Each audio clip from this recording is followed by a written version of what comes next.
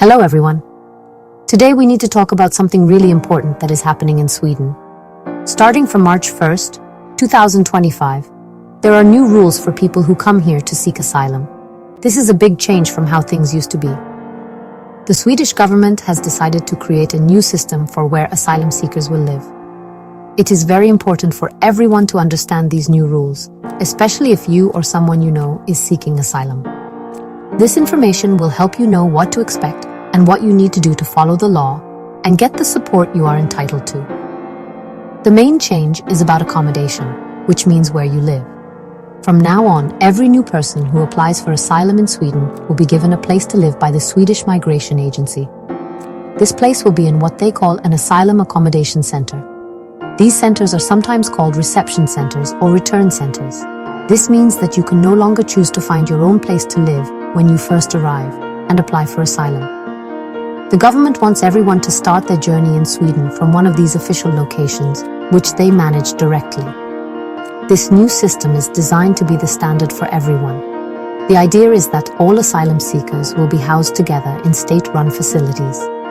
This allows the Swedish Migration Agency to have a better overview of everyone who is in the asylum process. It also means that the agency can provide information and services more directly to people. In the past, many people found their own housing, maybe with friends or relatives, but this new policy changes that for all new applicants. It's a fundamental shift in how the reception process is organized in Sweden. It is also important to know who these rules do not apply to. People who have come from Ukraine and have received protection under something called the Temporary Protection Directive are not affected by these new accommodation rules. Their situation is different and is handled under a separate set of guidelines. So, if you are from Ukraine and have this specific type of protection, these changes about living in an accommodation center will not apply to you. This is a key detail to remember so that there is no confusion among different groups of people seeking safety in Sweden. Now, let's talk about something very practical: money. When you are an asylum seeker, you can get financial support from the Swedish government to help with your daily needs. This is called a daily allowance. Under the new rules that started on March 1st, 2025, getting this financial support is directly connected to where you live. To be eligible for the daily allowance and other special grants, you must live in the accommodation that the Swedish Migration Agency assigns to you. If you choose to live somewhere else, you will lose your right to this financial help. This rule is very strict. The connection between your accommodation and your financial support is the most important part of this new system. The government wants to ensure that people are staying in the places provided for them. This helps them keep track of everyone and make sure they are part of the official reception system. So, if you are a new asylum seeker, you must accept the housing you are given. This is not just about having a roof over your head. It is also about being able to buy food and other necessary things for yourself and your family. Are there any exceptions? Yes, but they are very rare. The Swedish Migration Agency has said that in some exceptional grounds, a person might be allowed to live somewhere else. For example, with a very close family member, like a parent or a child.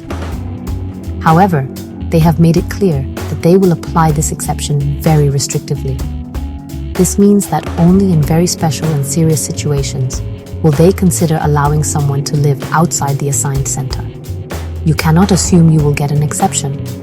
The main rule is that you must live where the migration agency tells you to. Because of these new rules, it is more important than ever to be in contact with the Swedish Migration Agency and follow their instructions carefully. When you are assigned a place, you need to move there. If you don't, you risk not only losing your financial support, but also having problems with your asylum case. The government is sending a clear message. The path to receiving support is through the official accommodation centers. Understanding and following this rule is the first and most critical step for any new asylum seeker arriving in Sweden today.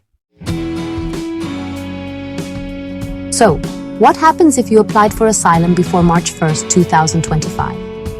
This is a question many people are asking. The new rules also affect those who are already in the asylum system. If you were already living in your own accommodation before the new rules started, you will not be able to stay there forever and keep your financial support. The Swedish Migration Agency will contact you and assign you a place in one of their accommodation centers. This is a very important change that you need to be prepared for. There is a very important deadline that everyone needs to know. If you are currently in the asylum system and living in your own place, you must move into the accommodation assigned to you by the Swedish Migration Agency. The final day to do this is August 31st, 2025. After this date, if you are still living in your own accommodation, you will lose your right to financial assistance, like the daily allowance. This gives you some time to prepare, but it is crucial that you make plans to move before this deadline arrives. The numbers show that this will affect many people. At the beginning of 2025, there were about 11,900 people enrolled in the asylum reception system. Out of these, around 7,600 people were living in their own accommodation. This means that thousands of individuals and families will need to move from their current homes into the centers provided by the state. This is a huge logistical challenge both for the people moving and for the migration agency, which has to find places for everyone. It shows how big of an impact this new policy will have on the community. It is also extremely important that you give the Swedish Migration Agency your correct address.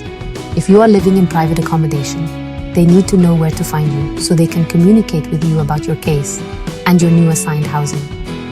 If they cannot contact you because you have not provided the right address, they might think you are no longer interested in seeking asylum. In that case, they could consider your asylum application withdrawn, which means they would stop processing it. So please, make sure your contact information is always up to date. Finally, let's look at the bigger picture. Why is the Swedish government making these significant changes? The main reason is to create a more organized and controlled reception system. The government wants the asylum process to be more orderly, where the state has a central role from the very beginning. By having most asylum seekers live in state-provided centers, the government believes it can manage the process more effectively. This is part of a broader political vision for how immigration and integration should be handled in the country. The government hopes this new arrangement will lead to a more predictable and fair process for everyone involved. When everyone lives in designated centers, it is easier for the authorities to provide the same level of information, support, and services to all asylum seekers.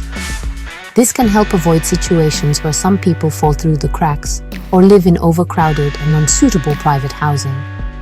The goal is to establish a clear and structured pathway for people while their asylum applications are being considered, ensuring everyone is accounted for within the official system. Looking at the numbers, Sweden received about 9,600 asylum applications in 2024. For 2025, the projection is a bit lower, at around 7,000 people. While these numbers are not as high as in some previous years, the government wants to build a system that is robust and sustainable for the future, regardless of how many people arrive. The policy is a proactive step to ensure that the reception system does not become overwhelmed and that resources are used efficiently.